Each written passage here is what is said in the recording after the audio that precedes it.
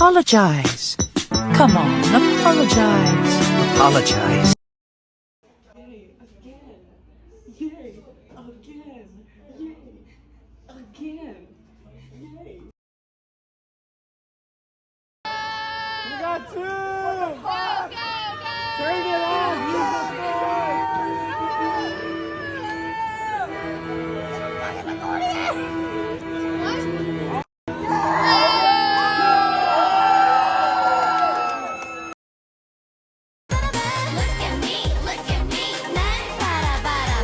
Hi, my name's Dragon, and if you haven't seen any of my previous videos, I'm autistic. In the last video that I did, I was talking about safe places that I can go to unmask and stim freely and just be myself. One of those places was Comic-Cons.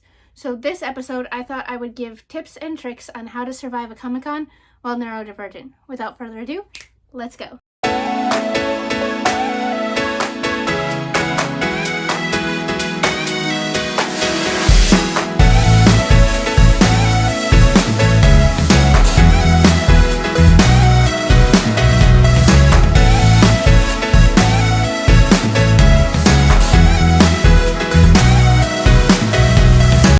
If you know anything about me, one of my hyperfixations is always something to do with something nerdy, something geeky.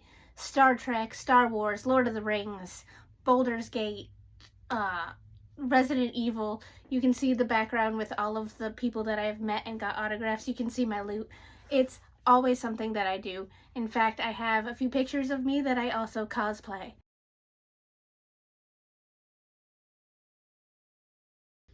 I get asked by a lot of my friends how exactly I survive conventions filled with thousands of people's different smells, different textures, different sounds, constantly, and I decided I was going to make a video to help those friends understand. So the very first thing that I start with when I prepare for a con, besides doing a lot of research about the convention, which I will talk about later, would be packing. So here's a few things that I would pack. There's many essentials that you would pack for a convention, like the deodorant, pack smelly good sprays, things like that. Your shampoo, your conditioner, your soap, your cosplays, your just regular t-shirts that you wear. But one of the most important things that I always pack is the bedding. I know it's very strange to state because usually cons you have your hotel that already has pillows and blankets and all those things. But as a neurodivergent person, I always need something that has my smell to be able to sleep. So I bring my own pillow, and I bring a blanket of myself, and I bring plushies because I can't sleep without a plushie. The next thing that I bring, there are two very important things that I bring that I'm going to show you short videos of in a few seconds. So let me just quickly get to that, I guess. So one of the things that I find very important to bring is my weighted blanket. I got it off of Amazon. It is a child's weighted blanket, so it's a little bit less of a weight to it. So it's like 5 pounds.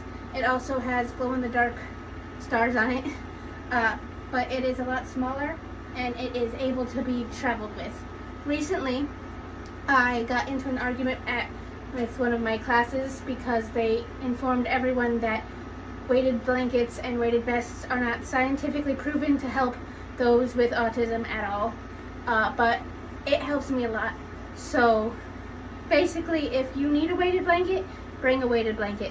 Listen to autistic voices, and sometimes scientists don't really understand because they're not autistic. But if the weighted blanket helps you, you can go ahead and use the weighted blanket and bring it with you to the convention. If the weighted blanket does not help you, then do that as well. Listen to yourself. Also, if it does turn out that scientists believe that autism is not helped with weighted blankets, then that could also be the case. But for me, I bring my weighted blanket everywhere that I go. And the child's weighted blanket works perfectly for traveling on long adventures. So the next thing I always bring, which is probably a little bit silly with my bedding, would be this blanket jacket thing. I got it off of Amazon and it is really very cool. I use it actually when I get overloaded. I will just put this over my head like this, and it helps with the overload. Also, my sister likes to keep the hotels very freezing, so this also helps with that. Also, I have hypermobile Ehlers-Danlos disease, and my temperatures never really are correct, so it could be freezing cold for me while it's super hot for someone else. This helps so that I don't have to change the air conditioning for someone else, and you just zip it up and it's a jacket. It's very cool. I also have many other things that help me on my adventures, especially in Comic-Cons or anywhere, or to be honest. The first thing that I have, I am not sponsored at all, though if they see this and they want to sponsor me, I'll always take somebody's money. Kidding. That's a joke. So the first thing that I always have is my ID. Basically, it is a QR code on the back, and it has all of your medical information. So if you're like me, and in times of like emergency, you go completely mute and are unable to speak, all you would have to do is pull this out and have the EMT scan this, and they will now know that you are selectively mute, you are autistic, you are depressed, you are whatever you want to put on this. They'll know about your POTS, if you want to put your blood type, anything that you need is on that My ID. I put this with whatever bag that I'm holding for the day, so like my backpack or my fanny pack, or I will put it in the belt of my Bard's belt bags. So this anywhere is just a security measure in case you go mute in a sign of emergency. The next thing that I usually bring either my crystal fan, which comes up like this. It fits perfectly inside your bags, and it is literally just a fan. It blows 3 different speeds, and it blows very far if you need it. So these things are imperative, especially if you go to Comic-Cons in Florida like I do. It helps cool down your system, and it helps with overstimulation, because a lot of the times you can get overstimulated from the heat. Another way to do that would be a neck fan. I am not going to turn this on because this is my dad's neck fan. He uses it for beekeeping, and he has a smoker, and so when I turn it on, it smells like fire, and it freaks me out. They don't normally smell like fire, I promise. It's just this one.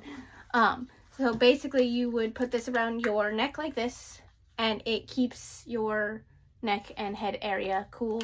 You could also, if you wanted to, put it this way, and it will keep your body cool if you would like. But it's a fan, and it keeps your temperatures correct.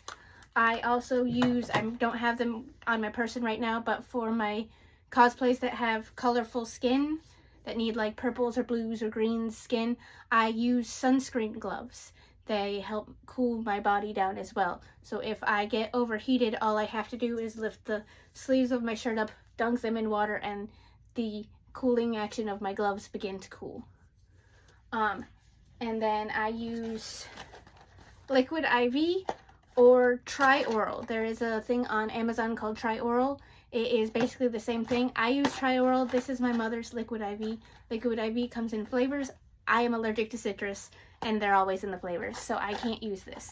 But basically it is a hydration multiplier electrolyte drink. You put this in your water, and all of the electrolytes that you have missed for the day help you get the electrolytes that you need, which will then help your body to succeed for the day and help with the overstimulation that could happen from being overheated or dehydrated again. So always drink water. And finally, I bring these everywhere. These are Loop headphones, and once more, I am not sponsored. They are expensive, but they are so very helpful. Basically, you take them, and they are literally just earplugs.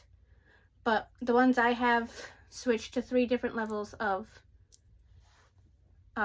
sound protection. So you put them in your ears like so.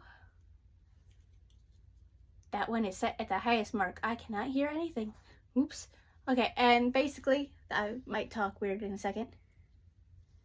You put them in your ears, and no one can tell that you're having headphones in. They look completely normal, but they are blocking the sound wattage around you to help with overstimulation and worrisome, and they literally just look like this inside your ears. I also bring my actual noise canceling headphones in case of situations that I can't have, these headphones aren't working. So my noise cancellation headphones have the ability to use my phone to start playing music with them. And then finally, I use things like mobility aids. So another thing that is important to pack if you need it would be any form of mobility aid. For me, as I said prior, I have hypermobile Ehlers-Danlos disease, so I always bring my cane. Basically, if one of my hips or my knees or my ankle goes out of socket, I am able to still walk and enjoy my day with my cane. I also have, I will bring my hip braces or my knee brace or my ankle brace just in case I need it. I know if you are like me and fairly young and healthy looking, you will probably hear the statements of, oh, but you're so young and healthy, you don't need a mobility aid. If you need it, bring it. It doesn't matter how old you are, it doesn't matter how you look, it doesn't matter any of those things. Bring your mobility aids. If you're gonna need it, you're gonna need it. I always personally have the issue with it doesn't look good with my cosplay, but at the end of the day, it is either bring the cane or end the entire day early because your knee is out of socket and you can't enjoy the con. So if you need your mobility aids, I have friends that go around with wheelchairs. I have friends that have canes. I have friends that have their braces in their cosplays just walking around. So next, you will want to bring your mobility aid. Don't leave it at home.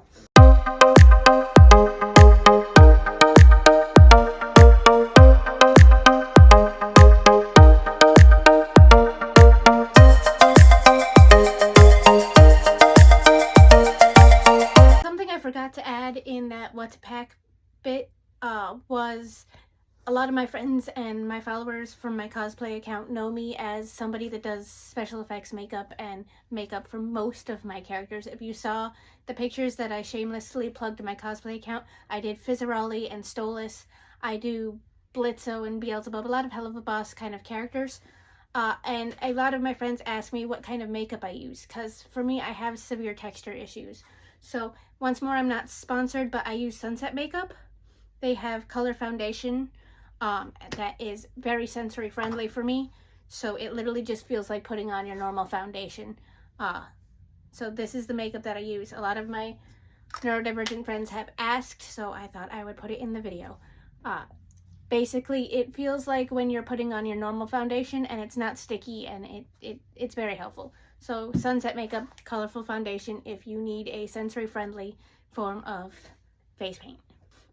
And finally, on the what to pack segment, I always pack snacks, like any kind of snacks. I pack Nutty Buddies. Everybody packs snacks. Pack some snacks. Snacks are tasty. But the other thing that I pack in case that I can't find anything that I can eat, I will pack my safe food. For me, my safe food is noodles. I'm still not sponsored. I should turn that this way. Oof. My safe food is noodles. So I will always pack some form of noodle or pasta that I can eat just in case I can't find anything that I can eat. So that's one thing that is probably helpful for you if you are neurodivergent. Pack your safe food, or research a place that's somewhere nearby the con that has your safe food. That way you can eat during the convention. You need to be able to eat. So the next suggestion that I have for you would be to study the layout of the convention you are going to. The convention I am going to in the next 2 weeks is like 5 hotels big, plus 2 types of malls and an aquarium. So the first year that I went, I literally researched it like there was no tomorrow. I researched what was in every hotel. I researched what the tracks were. I researched how many people were at the con. I watched video after video on YouTube. Research your surroundings. I also would look up Yelp reviews of the restaurants nearby so that I could figure out where I could eat and what I could eat. I would look at their menus. I would look at what was in it. Because I have a severe lemon allergy, I would see which ones were allergy friendly. So that is one thing that I would do. Luckily, the con I'm going to in a few weeks actually has an app that has a map of every single section. It has the shuttle times, it has everything. So research where you're going. Some conventions are in convention centers, and you will want to know where you can park, where you can eat, what is going to happen, who is going to be there, things like that. Some conventions, my favorite conventions a lot of the times are in small little libraries. I help out with some of those too, and they're so fun. So if it is your first time at a convention, maybe try the library cons as well. That might help you. Or the small cons that are in small little buildings. Those are also helpful, but research where you're going. So where I'm going in a few weeks is in Atlanta, Georgia. So I research most of the things around Atlanta, Georgia. I'm going to the Puppetry Museum this year, so I have been searching up all the information about the Puppetry Museum. Don't get me started. I will fangirl to you about the labyrinth for the next 20 days. So that's one of the things. As well as I looked up panels that I want to do. Since the app went live, it told me all the panels that I could possibly want to do. One of them being the D&D panel that I want to go to. So researching the convention that you are going to helps you prepare for what you plan to do, but also know, as someone who is neurodivergent, don't plan to do everything. When I set up my schedule for the con that I'm going to in a few weeks, I will put a bunch of things on my schedule, but I know for a fact that I'm not going to make it to all of them.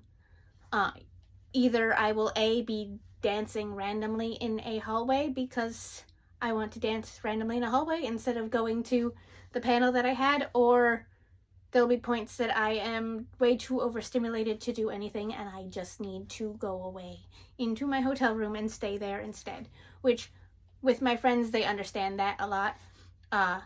I told them that I really wanted to go to this D&D panel, and I said if I can't end up not being able to do it, I'm just going to go to my hotel room with snacks and watch it on the TV.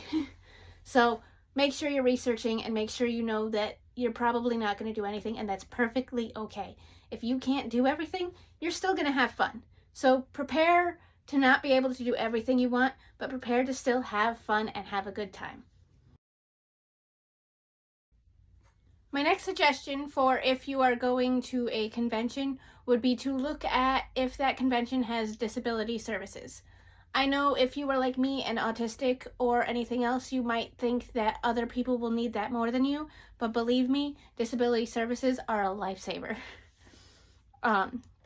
For some big cons, they have what I use for my panic disorder and my autism and my severe stress disorder and PTSD. I use a sticker on my thing that basically has me sit in the line and be close to the door, because if I have to run because I'm going to have a panic attack and throw up everywhere, then I need to be able to get out as fast as possible.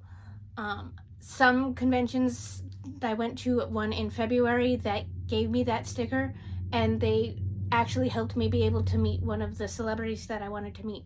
They saw how long the line was. They saw that it stated that I was literally going to throw up if I stayed in that line. They told me to come back in 3 hours. They wrote my name down. I walked away. I came back 3 hours later. They checked my name and they put me into the VIP line.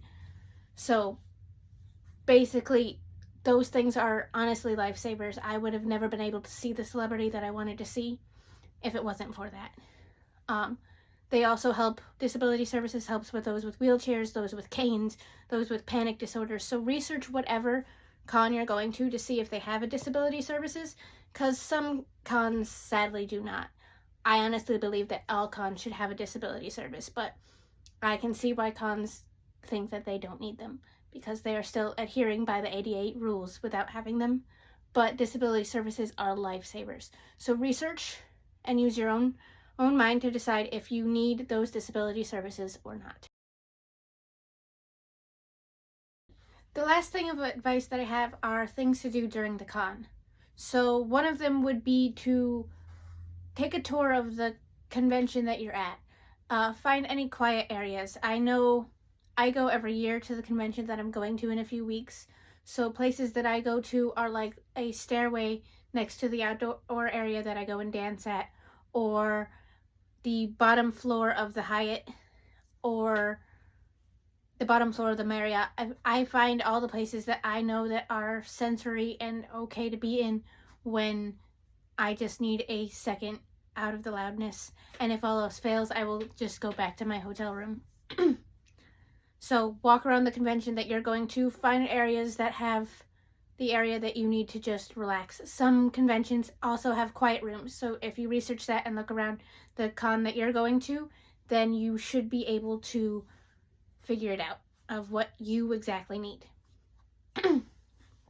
My next step would be to know that you can't do everything. You're going to want to do everything, but it's just not possible. Like, you can't be in 5 places at once. So be excited for the con and have a lot of fun, but know that you will probably not do everything on your list to do. Or plan to not do everything on your list and just make it the list anyways. Another tip that I have is to always drink water. Drinking water helps hydrate your body. It helps fix any type of overstimulation. It hydrates. It calms you down. Drink water. Don't be dehydrated. Hydrate or dehydrate. Drink water. Everybody needs water. One more tip that I have is the 4-2-1 tip. So basically, make sure that you use this constantly. You need at least 4 hours of sleep. It's better to have 8 hours of sleep if you can, but if you're like me and don't sleep, then at least have 4 hours.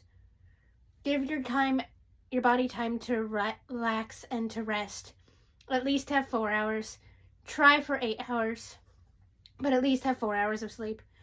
2 in the 4-2-1 rule would be eating. Make sure you eat at least 2 meals. You can have Pop-Tarts as a meal, I guess, but honestly, try for some form of protein. Eat a peanut butter sandwich. Go get a granola bar. Eat something substantial.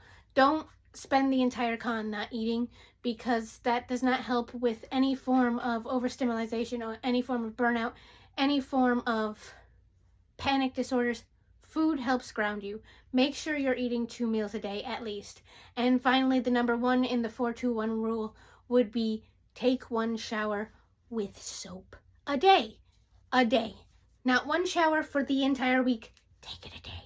1, showers actually help with your mental health. They help calm down everything. For me, I need the shower to calm down and to ground myself and to get rid of all the stress. It also helps with getting rid of any of the germs. You're filled with thousands of people around you. Everybody has germs. By going in before you're about to go to sleep and taking a shower, you wash away all of those germs. It helps with the con crud. And it also helps with the factor that people stink. People stink. Take a shower. Take a shower. Y'all stink. Thank you. This has been my TED Talk. Take a shower. Use soap. Soap is important. The last tip that I have are to research the con again. If there's fun activities to do. My favorite activity at the con that I'm about to go to is Badge Ribbons. It's not a con specific, like it's not specifically the convention's doing, but the fandom of the convention has gotten together and we make badge ribbons. I have literally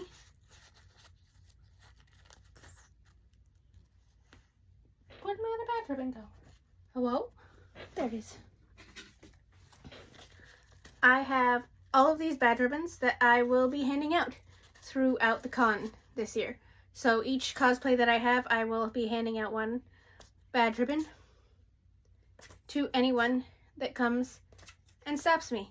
This one I'm just going to hand out. I'm really excited about it. It says different, not less. It's for the diversity track. My friend is in the diversity track and I made him those ribbons, and then I was like, I want to hand out those ribbons too, so now I have them. So yeah, basically research the con you're going to. Make sure that you pack items that you are going to need to help you throughout the time at the convention.